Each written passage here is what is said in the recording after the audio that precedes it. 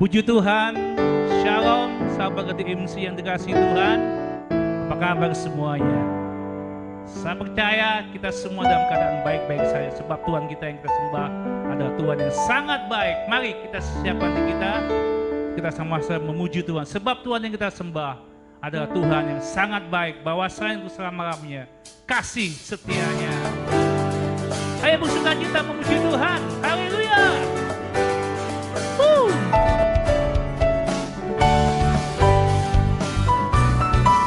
Semangat. Kejaplah dan lihatlah betapa baiknya Tuhan itu. Rasakan dan nikmati kasih setia Tuhan. Kejaplah dan lihatlah betapa baiknya Tuhan itu. Rasakan dan nikmati kasih setia Tuhan. Kasih setia Tuhan. Syukur bagimu Tuhan. Segala hormat bagimu Tuhan. Allah yang mengasihiku, Allah yang memeliharaku. Syukur bagimu Tuhan. Segala hormat bagimu Tuhan. Allah yang mengasihiku, Allah yang memeliharaku selamanya.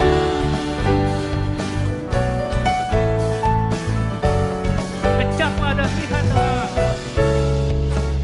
Kejaplah dan lihatlah betapa baiknya Tuhan itu. Rasakan dan nikmati kasih setia Tuhan. Kejaplah dan lihatlah betapa baiknya Tuhan itu. Rasakan dan nikmati kasih setia Tuhan. Kasih setia Tuhan. Syukur bagimu Tuhan. Segala hormat bagimu Tuhan. Allah yang mengasihiku, Allah yang memeliharaku. Syukur bagimu Tuhan. Segala hormat bagimu Tuhan. Allah yang mengasihiku, Allah yang memeliharaku selamanya. Bagimu Tuhan. Sama-sama katakan, segala hormat bagimu Tuhan. Amin. Allah yang mengasihiku, Allah yang memeliharaku. Ya, syukur bagimu Tuhan. Segala hormat bagimu Tuhan. Allah yang mengasihiku, Allah yang memeliharaku selamanya.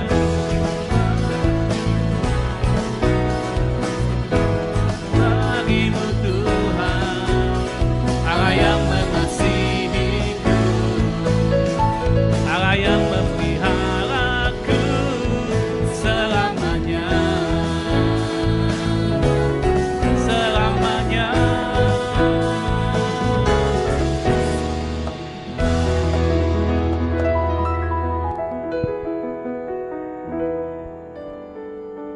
Terima kasih Bapa.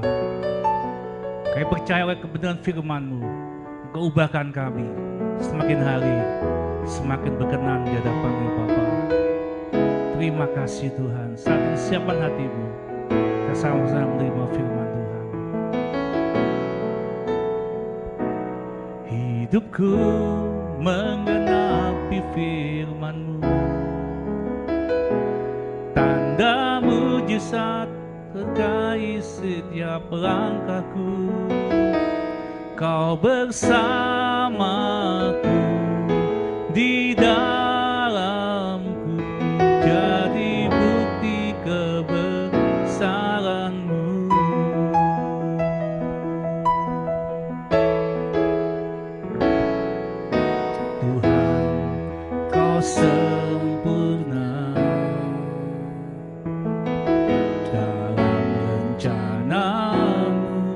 dan karyamu. Ku serahkan hidupku, murnikan dengan Roh Tuhan. Kau sempurna Tuhan, Kau sempurna dalam rencanamu dan karyamu. Ku serahkan hidupku, murnikan dengan Roh-Mu. Hidupku menggenapi firman-Mu, tanda mujizat sertai tiap langkahku. Kau bersamaku, di dalamku, jadi bukti kebesaran. Hidupku menggenapi firman-Mu, tanda mujizat sertai tiap langkahku.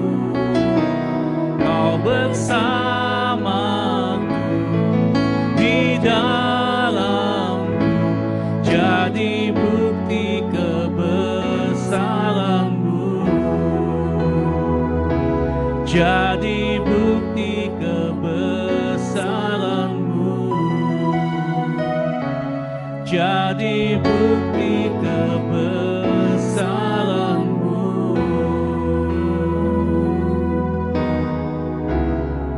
Terima kasih Tuhan. Shalom, sahabat-sahabat KDMC. Puji Tuhan, kita kembali lagi berfellowship. Sebelum kita memulai, marilah kita tundukkan kepala sejenak. Kita berdoa, kita mohon hadirat Tuhan untuk melingkupi kita dimanapun kita berada. Tuhan, terima kasih Tuhan. Kami bersyukur, kami berterima kasih sekali lagi Tuhan. Tak ada habis-habisnya. Engkaulah sumber pengharapan iman dan keteguhan hati kami untuk melampaui segalanya Tuhan. Kami tahu tidak mudah, namun bersama Engkau kami akan terus terbang tinggi naik ke atas seperti Raja Wali. Melampaui badai kehidupan ini. Kami yakin dan percaya kami sudah dikuatkan. Haleluya. Amin. Shalom, sahabat-sahabat Kunci Daud, pria-pria hebat KDMC. Senang rasanya pada kesempatan yang berbahagia ini kita bisa bertemu kembali meskipun tidak bertatap muka. Namun saya yakin, saya percaya penyertaan Tuhan terlalu baik bagi hidup kita. Saya yakin memang ini tidak mudah dan tidak ada satupun di antara kita yang siap untuk menjalaninya. Namun yakinlah dan percaya bahwa karya yang baik di masa krisis ini akan tetap memuliakan Allah dari selama-lamanya dan untuk selama-lamanya. Baiklah, pada kesempatan fellowship ini kita akan belajar mengenai kebenaran firman Tuhan. Suatu sikap yang harus kita pelihara dan harus selalu kita kembangkan. Bagaimana kita menghadapi masa pandemi ini, bukan harus tunduk malu, namun dengan wajah dan muka yang mengadah kepada kehadirat Tuhan. Bahwa sesungguhnya dan untuk selama-lamanya kita yakin dan selalu percaya benar bahwa yang Allah sediakan, bahwa sungguh baik yang sudah Allah rancangkan. Karya yang baik di masa pandemi ini. Apakah yang menjadi ukuran sebuah karya disebut baik? Alkitab mencatat bahwa karya yang baik haruslah dikerjakan dengan motivasi yang benar. Motivasi berhubungan dengan hati, berhubungan dengan rohmu, roh Tuhan yang ada di dalammu. Sehingga itu akan mendorong dan menjadi pembeda bahwa mana yang dikerjakan berdasarkan iman, mana yang dikerjakan untuk mencari perkenanan manusia. Kemudian karya yang baik haruslah dikerjakan dengan tuntas, harus selesai, dikerjakan dengan cara yang wajar, dikerjakan dengan cara yang amat sangat mendetail. Jangan lupa, mendetail bukan soal ribet, tapi pekerjaan tangan adalah tanggung jawab yang Tuhan sudah berikan. Talenta yang sudah diberikan haruslah kita tumbuh dan kembangkan. Kemudian yang paling prinsipil hidup kekristenan kita, ketika kita melakukan pekerjaan itu harus baik. Gunanya adalah untuk memuliakan Allah. Ini adalah dasar dari pelayanan kita, iman percaya kita kepada Kristus bahwa segala sesuatu yang kita lakukan, yang kita hidupi dan harus senantiasa ada di dalam hidup kita adalah untuk kemuliaan Allah. Sehingga semua orang yang melihat, bukan hanya orang yang percaya, namun orang yang belum percaya akan tertarik kepada terangnya Kristus. Bahwa menjadi orang Kristen bukanlah sebuah ritual, tapi menjadi orang Kristen adalah satu keunggulan. Karena damai di bumi, damai di surga. Seringkali persoalan dalam hidup ini membuat kita menjadi tertunduk malu. Kita lupa bahwa sejatinya kita ini adalah gambar dan rupa Allah. Kita melupakan bahwa benih Tuhan, benih Kristus itu telah hidup di dalam hati kita. Yang pertama adalah yang sering terlupakan bahwa semua hal buruk pasti akan berakhir. Dan jangan takut, semua orang saat ini sedang mengalami benar bahwa ini sebuah pandemi. Bukan di Indonesia, bukan di Asia Tenggara, namun kita tahu bahwa sudah berbulan-bulan bahwa terjadi global. Masalah akan terus datang. Karena inilah kehidupan manusia. Namun sejatinya mereka yang bijaksana mengerti dengan baik bahwa janganlah mendebat masalah dengan permasalahan. Hal ini bisa terjadi karena kita sering jatuh pada perangkap kekhawatiran. Kekhawatiran itu akan menimbulkan proyeksi-proyeksi ke depan yang menghantui gambaran masa depan yang Allah kerjakan sungguh baik. Namun kita memilih untuk membatasi karya Allah yang tidak terbatas pada kemampuan diri kita yang sungguh sangat kecil. Jadi sebaiknya belajarlah untuk mengendalikan diri, tinggal tenang dan bersyukur untuk belajar terus dan senantiasa berdoa, melekat kepada Tuhan. Pengendalian diri merupakan hal yang harus dipelajari. Ini adalah suatu usaha, ini tindakan aktif untuk belajar mengendalikan persoalan pada waktu dan porsinya. Letakkan sementara bebanmu, dan buatlah jarak. Ini penting, sepenting berkomunikasi. Karena ketika hanya jadi satu arah, hal ini akan membebankan. Anggaplah masalah sebagai wadah untuk pembelajaran, bukan untuk mengecilkan perjuangan. Di Efesus 2 ayat 8 bahwa sebab karena kasih karunia Allah, karunia kamu diselamatkan oleh iman. Itu bukan hasil usahamu tetapi pemberian Allah. Bukankah kita memiliki Allah yang luar biasa? Melampaui kita, membatasi segala keterbatasan kita menjadi yang tak terbatas. Ketika logikamu tidak sanggup untuk menempuhnya, pakai imanmu untuk mengatasinya. Yang harus kita sadari sekali lagi adalah tak ada yang abadi dan tak akan pernah ada yang abadi. Karena kita sering sekali membuat keputusan untuk sengaja jatuh ke dalam persoalan yang berulang-ulang. Untuk sengaja melibatkan emosi kita berlebihan terhadap suatu kesenduan, terhadap satu momen buruk yang pernah terjadi. Bukankah hal indah ketika diulangannya akan menjadi biasa saja? Namun kenapa kita memilih untuk larut dalam cerita-cerita sedih? Hidup ini menatap maju ke depan, optimis bahwa Tuhan selalu bekerja dalam segala hal untuk mendatangkan kebaikan. Asal kita tidak menyerah, kesulitan itu akan berlalu. Asal kita terus berusaha, jalan keluar akan selalu ada. Asal kita selalu melekat pada Tuhan, kuasanya yang tidak terbatas akan selalu melingkupi kita. Pada Pengkhotbah 3 ayat 1, untuk segala sesuatu ada masanya, untuk apapun di bawah langit ada waktunya. Yakinlah bahwa bukan suatu kebetulan Allah menetapkan kita di zaman ini.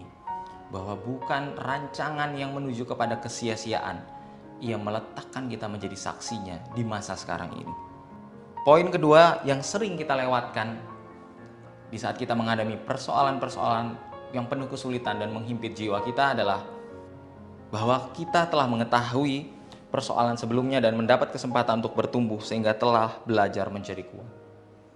Ini bukan hal baru menghadapi persoalan, namun hanya kita belajar di fase yang berbeda. Kita menghadapi musuh yang tidak terlihat, kita menghadapi lingkungan yang harus terkendali, terkontrol dalam setiap aspek. Kita tidak bisa lagi guyup terhadap sesama teman, kita tidak bisa berkumpul dengan orang-orang yang ada di sekitar kita, bahkan kita bekerja dalam kondisi yang tidak nyaman. Tapi percayalah, akan berakhir. Dalam Roma 8 ayat 28, kita tahu sekarang bahwa Allah turut bekerja dalam segala sesuatu untuk mendatangkan kebaikan bagi mereka yang mengasihi Dia, yaitu bagi mereka yang terpanggil sesuai dengan rencana Allah. Setiap orang yang hidup pasti menghadapi persoalan. Banyak pergumulan dalam hidup. Hanya saja ada yang sengaja merespon, ada yang memilih untuk dingin dan diam. Lantas janganlah kita jatuh ke dalam satu kesalahan yang berulang, memberikan penghakiman tentang mana yang baik, mana dan benar. Karena sejatinya itu adalah milik Tuhan. Disinilah dibutuhkan karakter yang baik, yang akan menjadi pembeda, bukan karena kita terbiasa hidup dengan masalah, namun karena kita tahu ini adalah sarana untuk belajar, bertumbuh, dan buahnya baik untuk dinikmati. Allah akan selalu rindu datang kepada kita, menikmati dirinya sehingga Ia yang adalah Bapa yang baik akan menjadi tempat perteduhan, kota benteng kekuatan kita. Mengertilah bahwa hal yang buruk sekalipun hanya membutuhkan waktu sejenak untuk kita diam. Kita melihat dari sisi yang berbeda, kita ambil jarak. Karena masalahmu tidaklah lebih terbesar dari kuasa Allah. Karena apa yang sudah menjadi ketetapan digariskannya untuk senantiasa kebaikan. Bahkan sebelum kamu ada, Dia sudah mengenalmu. Bahkan sebelum kamu dijadikan, Dia sudah menetapkan rancangan ke depan yang penuh pengharapan. Pada poin yang ketiga yang sering kita lupakan adalah kita lupa bahwa kita bisa meminta bantuan. Dan kita juga sering lupa untuk mengucap syukur. Meminta pertolongan bukanlah tanda kelemahan. Meminta pertolongan bukanlah tanda kita membutuhkan belas kasihan. Namun yang harus kita sadari bahwa kita membuka diri kita terbuka terhadap kelemahan diri kita sendiri. Dan kita cukup bijaksana untuk mengeksposnya kepada pribadi yang tepat. Efesus 4 ayat 2 berkata, "Hendaklah kamu selalu rendah hati, lemah lembut dan sabar. Tunjukkanlah kasihmu dalam hal saling membantu." Di sini terkandung sikap rendah hati. Rendah hati bukanlah suatu sikap minder, namun rendah hati adalah suatu sikap mawas diri. Agar dosa kesombongan itu tidak menyelinap masuk untuk mempengaruhi hati, sehingga kita mudah sekali cepat kehilangan pertimbangan dan memberikan respon yang buruk terhadap persoalan yang ada di luar. Dan kita juga akhirnya menyadari bahwa kita tidak selalu unggul. Ada sisi diri kita yang memerlukan orang lain. Disinilah muncul kolaborasi. Kita harus sekarang mulai melihat kembali, berkaca kepada diri kita sendiri. Apa yang terbaik yang bisa kita upayakan? Kalau saya lemah, siapa yang mampu menguatkan? Kalau saya kurang, siapakah yang akan berusaha untuk membangkitkan saya untuk mencukupi? Semangat untuk membangun diri sendiri bersama-sama. Bukan lagi saya, tetapi kita. Dan Alkitab pun berkata bahwa lemah lembut dan sabar. Ini adalah dua sikap yang begitu teguh diajarkan oleh Kristus di dalam masa pelayanannya. Ia adalah teladan yang sempurna. Olehnya kita menjadi ciptaan baru. Di dalam kasih Kristus, kasih yang datang daripada Allah akan terus menjadi gaya hidup kita, identitas kita. Ucapan syukur bukanlah sekedar kata-kata yang keluar dari bibir dan mulut. Ucapan syukur harusnya menjadi satu gaya hidup, menjadi identitas kita, orang percaya yang sudah ditebus. Agar setiap orang yang melihat perbuatan baik kita akan memuliakan Allah.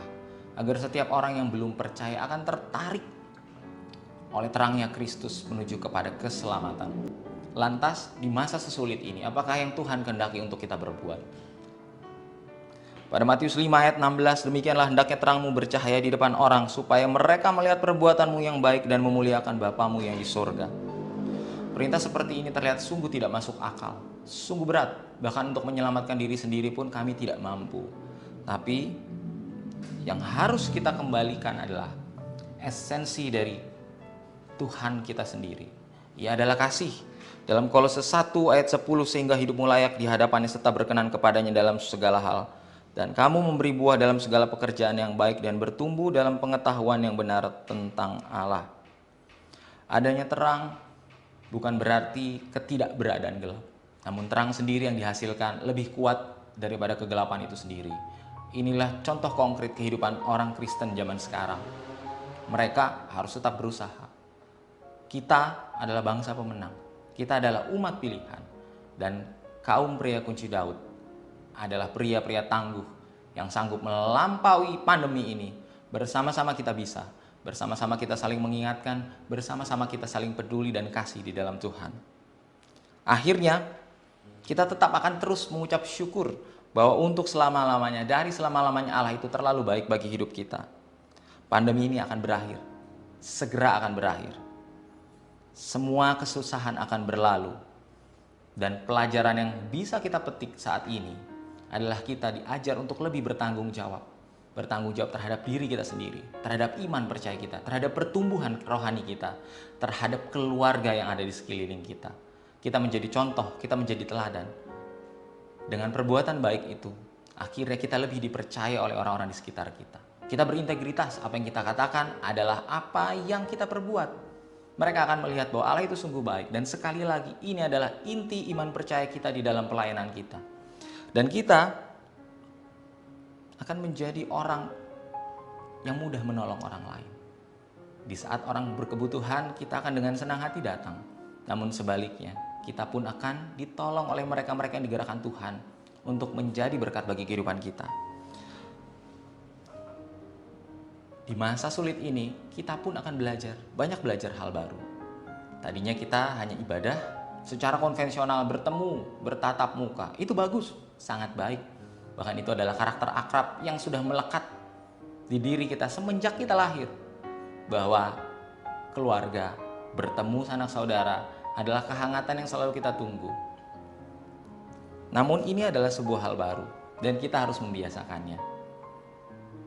Dan kita pun harus membiasakan bahwa hal-hal baru bukanlah sebuah kesalahan. Karena kita belum cukup mampu untuk menjalaninya. Cuci tangan, pakai masker, melakukan physical distancing, ataupun memilih untuk tidak keluar rumah, tapi stay at home, work at home, study at home. Turutilah anjuran pemerintah. Karena bersama-sama kita mampu melalui ini. Dan bekerja lebih keras lagi. Pada masa ini kita pun belajar bagaimana keterbatasan harusnya menjadi satu kesempatan. Bukankah air panas yang sama yang dipakai untuk merebus telur dan merebus kentang menjadikan hasilnya berbeda? Telur yang direbus dengan air panas akan mengeras, sementara kentang yang direbus dengan air panas akan melembek. Inilah bukti bahwa sikap aktif kita bukan lagi menunggu, tapi bertindak maju. Kita merangkul setiap orang yang ada di sekitar kita. Kita bertumbuh di dalam iman, dan iman pun harus dilakukan di dalam suatu pekerjaan. Pekerjaan yang baik, motivasi yang baik. Dan keterpurukan ini pun akan mengajarkan kita bagaimana kita menghadapi rasa takut. Benar bahwa masa depan terlihat sungguh buram saat ini, sungguh gelap. Namun saya yakin dan terlalu percaya bahwa kalau Ia yang menuntun saya, memeluk saya begitu hangat. Saya pun yakin dan percaya pertolongan Tuhan akan sampai tepat pada waktunya bagi kita semua sahabat-sahabat KDMC. Atau mungkin Tuhan sedang menolong kita. Namun fokus kita yang teralihkan.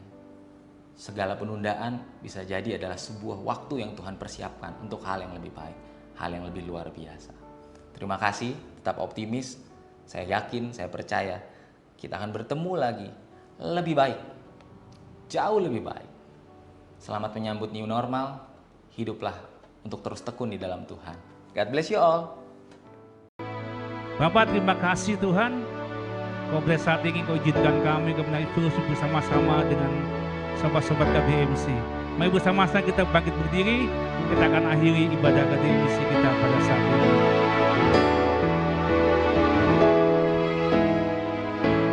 Bila Kau yang membuka pintu, tak ada satu pun dapat menutupnya.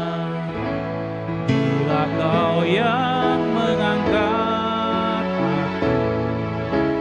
tiada yang dapat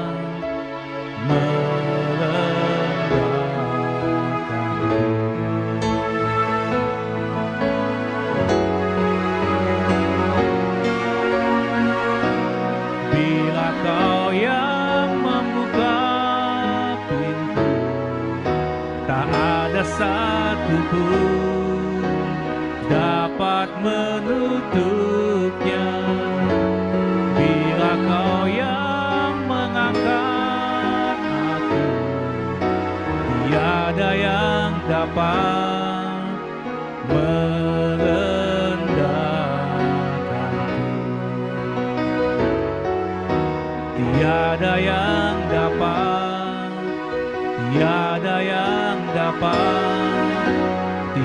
ada yang dapat merendahkanku.